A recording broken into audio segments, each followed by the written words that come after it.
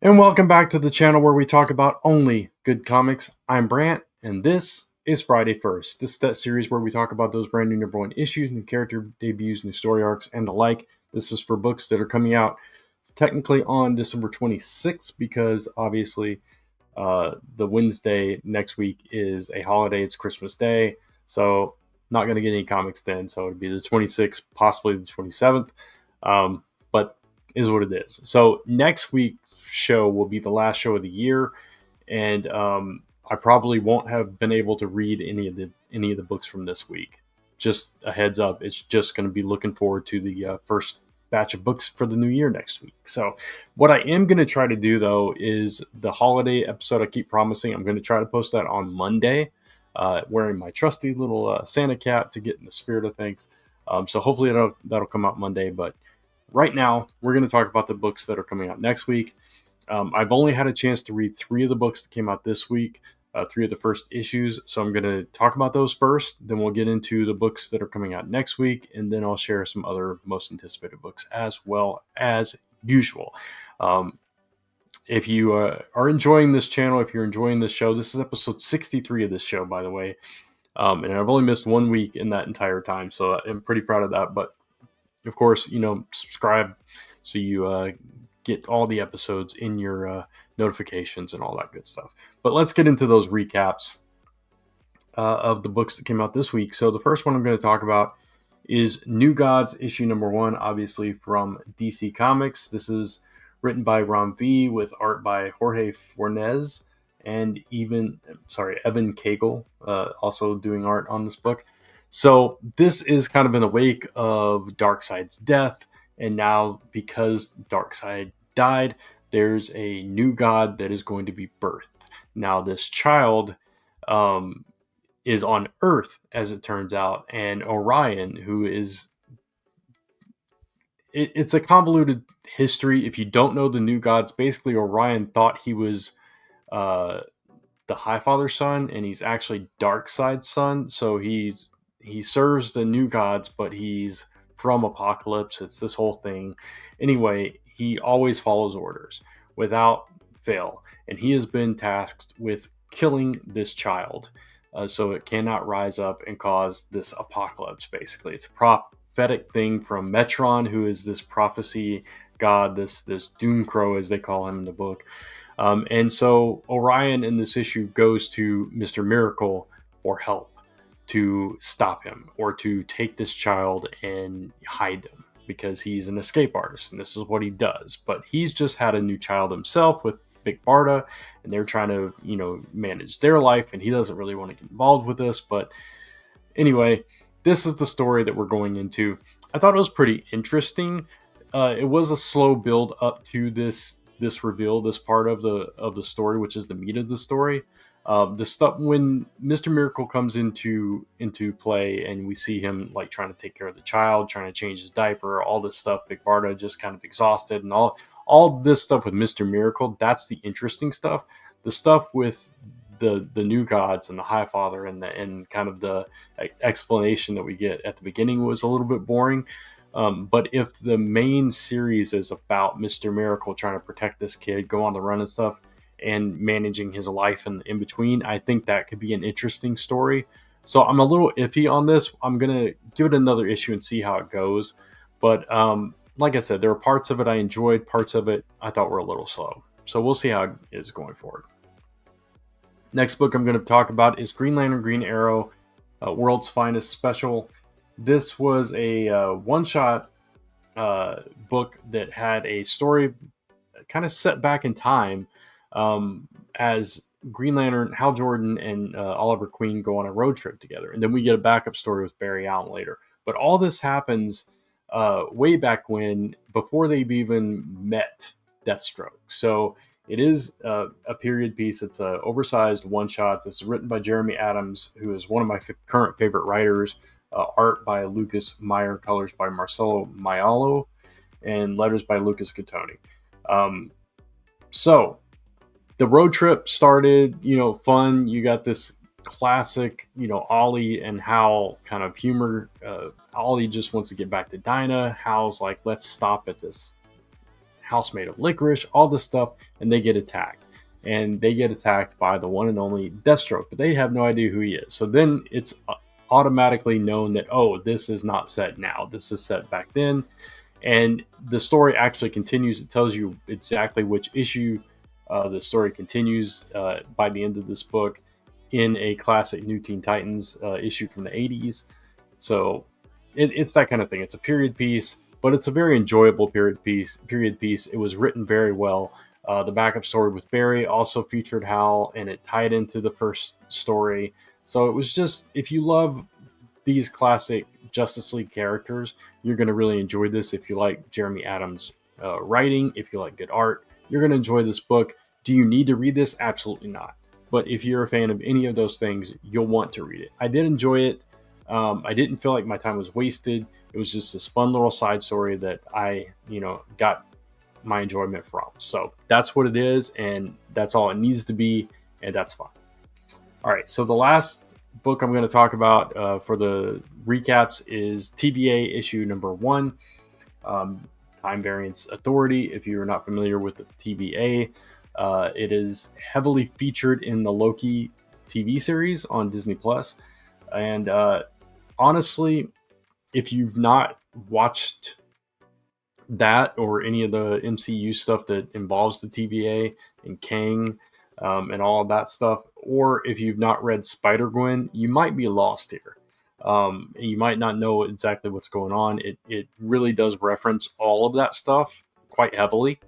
But it is kind of easy to pick up on it. This is written by Catherine Blair, who wrote season 2 Loki, art by Para Perez. So beautiful art in this as well. And if you are a fan of this current Spider-Gwen series, it does continue that TVA journey of hers into this series. She is there. A variant of a famous mutant is in there, and a variant of another famous mutant from the Ultimate Universe is there. So all three of these are kind of involved. They've been pulled out of their timelines. They have no timelines to go back to technically, even though Gwen, her timeline is not destroyed. It's just she can't go there because she's hiding out. The other two, their timelines are gone. So now, because of everything that's happened with the TVA, they were like focused, just to give you a little backstory, they were focused on the sacred timeline, but that whole concept is gone, and now the multiverse is there, and now there's multiple timelines, and they can't secure all of them. They can't provide security for them. And so now this sickness has broken out that is causing people to experience their worst fears. And we learn what it is going forward. But again, this ties very heavily into the stuff from especially Loki season 2. So if you have not watched that, again, you might be lost. I had a lot of fun with it. I have not finished Loki season 2. I think I've only watched 1, maybe 2 episodes. But I did watch the first episode. I'm caught up on Spider-Gwen, so I have a little bit of knowledge going into this. I thought it was a pretty fun story. I liked the characters. I liked the character work. I liked the banter between Gwen and the other characters that are on display here. I liked the references to the Loki series as well. So all of that stuff I enjoyed. But again, if you're not into that, then this might not be the book for you. For me, I'm going to continue reading this. I don't think it's a necessary book, but it is a fun one for me. So that's all I got to say about that, I guess. So that's all the recaps that I have. So let's dive into those first issues for next week. All right, we're going to start with my one and only honorable mention, which is Star Wars Battle of Jakku, Last Stand. I'm only mentioning this because if it's a first issue, if you're a Star Wars fan, if you're a fan of the Star Wars comics, you might want to check this one out. I am way behind on the Star Wars comics, so I'm not probably going to pick this up. This is written by Alex Segura, though. I'm a fan of Alex Segura's writing, and the art is by Leonard Kirk, who is a absolutely phenomenal artist. So it's going to be beautiful art. It's going to be well written, and it's Star Wars. So I do recommend this book, even if I'm not picking it up.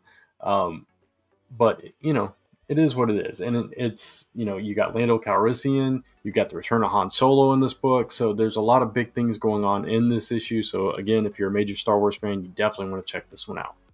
Next up is Metamorpho, the Element Man #1.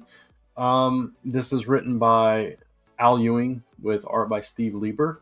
So that's interesting. Al Ewing doing DC work here, and we've seen a preview of this book in this week's DC Comics. There is a short, I think it's only 2 pages. I did not read it. I did see the art. It is a very the cover is kind of indicative of the kind of art style it is. It's very old school, kind of almost animated, almost cartoony kind of vibe to it. Played down kind of like the Plastic Man Black Label series. So um, I don't know. I'm not the hugest Metamorpho fan. I am going to check it out because it's Al Ewing, because it's Metamorpho. But I'm not the hugest fan, so I'm kind of on the fence with this one. In this one, he's winning against this Cyclops, this hairy, as it says, this hairy eyeball of crime that gazes from the top of the pop charts to the lowest depths of evil and even into the far out Raw realm. So he has to survive with a handpicked assassin.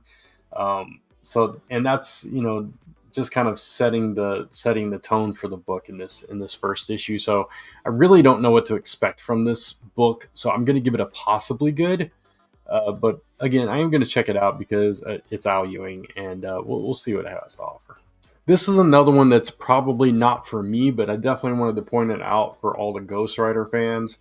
And this is written by Philip Kennedy Johnson, so famed writer that's done a lot of big stuff of late. Adam Gorham is the artist, so again, another top-notch creative team on this one. But this is all about the 1944 version of Ghost Rider. It's set during World War II. They're fighting Nazis in Europe and all this stuff. And you have this. It says an all-star cast of Marvel's most bad A characters, and you don't miss the origin of Incredible Hulk's Ghost Rider 44. So it seems like this is going to be a very interesting book at the very least. I just don't know if it's a book for me. But if that sounds like your thing, you want to check it out, I'm going to give it a potentially good, though, just because of the creative team and the uniqueness of the story. This next one is from Image Comics. It's called Dust to Dust, issue #1. This is from Rick Remender's Giant Generator imprint. And the art is by J.G. Jones with writing by Phil Bram, who I'm not familiar with. But this is set during the Great Depression, during the Dust Bowl, and there's a serial killer on the loose. It's kind of taking advantage of the situation, I guess. So you're following a sheriff in the Oklahoma Panhandle, trying to deal with that.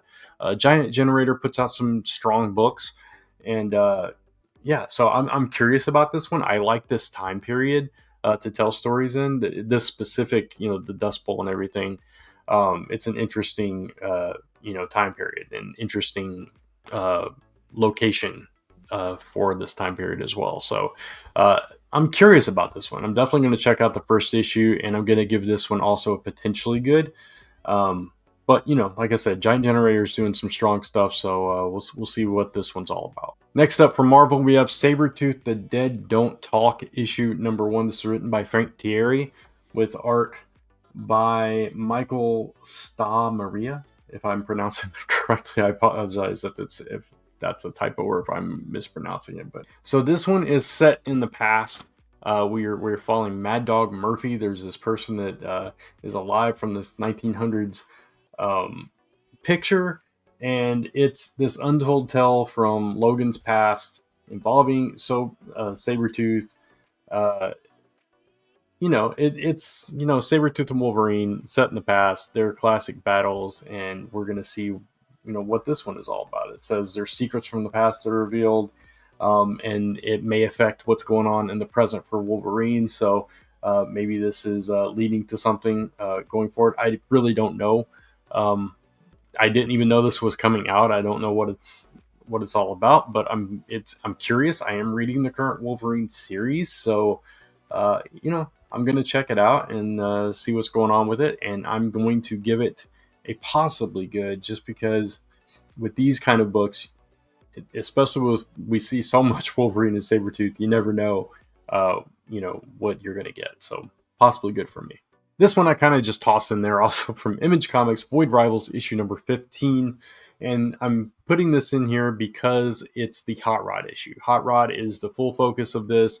He's found his way to the Sacred Ring, and now he's trying to bring news of Cybertron to Springer, and I'm curious how that's going to tie into what's going on in Transformers, all this stuff, and how this ties into the Agorians and things like that. We have Salila on the corner there, so I don't know if that means something. So yeah, and I like Hot Rod. I'm a fan. I know a lot of people aren't, but I've always been a fan of Hot Rod, so I'm excited to see him. And there it is. I'm giving this one a positively good. I know it's kind of a cheat to put this one on this list, but I'm still putting it there, and it's positively good, highest rating, because this book is always phenomenal to me. I had to put this one on there for my good buddy Mike Spider-Slayer. I know he's looking forward to this one. Kidpool and Spider-Boy issue number 1, obviously from Marvel Comics, and this is jumping right out of Deadpool and Wolverine, which I have seen now. So I know what's going on with that. But yeah, we get Kidpool in here teaming up with Bailey Briggs, aka Spider-Boy. I have not been reading Spider-Boy. I dropped off it a while back, but I probably am going to pick up this first issue. It says, will the adolescent arachnid be able to keep the murderous middle grader from causing the return of the comics code? Unlikely, but Bailey's going to try. So, I mean, that sounds fun. So we'll see what goes on with that. This is written by Christopher Yost, who I am a fan of, art by Joel Doherty and Nathan Stockman and Chris Campana, so multiple artists in this book. Yeah, I don't know, but I'm going to give it a promisingly good, and we'll see how it goes. And lastly, we have Timeslide issue number 1 from Marvel as well. It was written by Steve Fox with art by Ivan Fiorelli, I believe. Not familiar with the artist. I am familiar with some of Steve Fox's writing, but this is like the primer book. This is like Timeless last year. This is starring Cable and Bishop, who are our time travelers. They're taking us through this story, and we're going to learn. We're going to kind of get our first look at what's to come from Marvel in 2025, that kind of thing. So this one sees these two, Bishop and Cable, traveling through time, trying to stop this chronal predator who's trying to erase the X gene before it ever, comes into effect and that kind of thing. So I assume throughout their travels, we're going to get hints at what's to come. Could be good. Sometimes these one shots are exciting. Sometimes they lead to nowhere, but sometimes they're really good. So I'm hoping for that. But I'm going to give it a potentially good, just because I really don't know how this one's going to go or what exactly we're going to learn, what we're going to see. But I am very curious about it. So potentially good for me. So that's all the first for next week. So now I'm going to share some of the other books that I'm anticipating coming out next week. First up, we have West Coast Avengers issue number 2. The first issue was pretty good, and we got this little hint of Firestar and how she's going through some tough times. And now it seems like Firestar is taking center stage in this issue. I'm a big Firestar fan, big New Warriors fan, so I'm excited for that one and to see how she fits in this team. It starts off with the description, new member Firestar flames out. So obviously things aren't going to go well. They're already kind of on the rocks, and we'll have to see how that goes. I Heart Skull Crusher issue number 8. Her old team is now out to kill her because now there's basically a bounty on her head, on Trini's head, the star of the series. So I'm curious to see how she gets out of this. And it says also we're going to get a mind-boggling surprise from the mysterious stranger that you'll never see coming. So that's going to be interesting.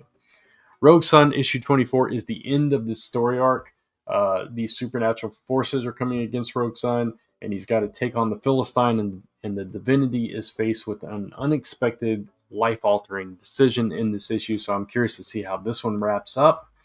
Hornsby and Halo issue number 2, also from Image Comics. This is from Ghost Machine. The first issue was pretty good, pretty solid, And now these two are trying to reconcile with these astonishing beings that they have literally become overnight, these angel and demon characters that they have become, and trying to figure out how that goes, how that works into their lives.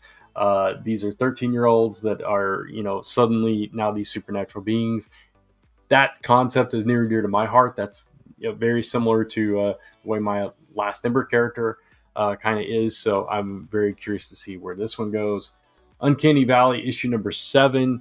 Oliver and his family, they're completely separated now. They're lost in a world that he just found out existed while his mom and grandpa are trapped in the real world. So now he's kind of stuck in this cartoon world that can only go wrong, right? So it's going to be an adventure for young Oliver there. X-Men number 9, it's the next part of the Grey Malkin raid. The first 2 parts from the last issue of X-Men and the most recent issue of Uncanny X-Men were both really strong. I'm enjoying this crossover, and I can't wait to read the next part. Superman 21, they tussled with they didn't really tussle. They met with this future version of Doomsday, and now they know that this threat is coming, and it's kind of following up from that. And there's a secret Clark has not told Lois from the future that I guess he's going to share with her in this issue as well. And this alien armada is coming, so all kinds of stuff is going on for Superman and Superwoman in this one. So it's been a really solid series. And then finally, Justice League Unlimited issue number 2. Issue 1 was a really strong start. Dealt with a lot of characters, kind of set the tone for that, and a lot was going on there. But a lot of exciting stuff. And now we are going into the nest of the Parademon. And they are grappling with the ramifications of this Atom project that is taking off as well, and all kinds of stuff is going on. They got alerts everywhere, so it's exciting times for the Justice League as well. But that's it. That's all the books that I have to talk about this week. I hope you enjoyed this episode. If you did, please give it a thumbs up. Hit that like button. It really does help, and lets me know that you enjoy the content that I'm providing. Of course, you can hit that subscribe and notification bell so you don't miss any of the episodes of this series or any of the other content that I post on the channel. And follow me across social media at Only Good Comics, or type in onlygoodcomics.com to take you right back to this YouTube channel where we talk about only good comics. Until next time, thanks for watching. Take care, keep reading those comics, and if I don't see you for that holiday episode, Merry Christmas, Happy Holidays, and I'll see you real soon. Take care. Bye.